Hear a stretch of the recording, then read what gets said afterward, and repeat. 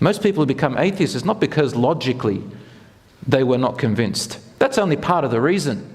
But it's because they cannot understand the meaning of suffering and why God would create people with suffering on this earth. They can't explain it. They can't interpret it.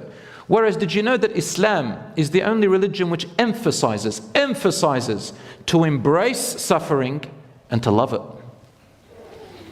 We look at it positively, suffering. The mindset is different. Because when you look at suffering in a positive light, you know that Allah is putting you through this hardship for a reason. And that hardship is your test for the hereafter. Or there is good that's going to come out of it, or Allah has a plan, or you're learning from mistakes that you made. A Muslim never looks at suffering in a negative light. If you do, then you are punishing yourself.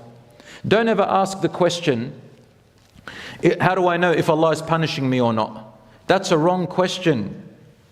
The question is, how should you be facing that suffering? Which will determine if it becomes a punishment or a blessing for you.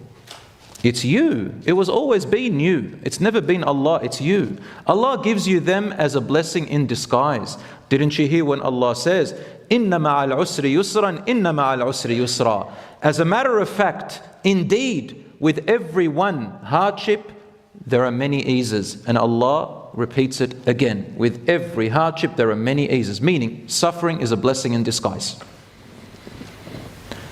A child, a baby, does not learn how to walk and stand up without falling many times.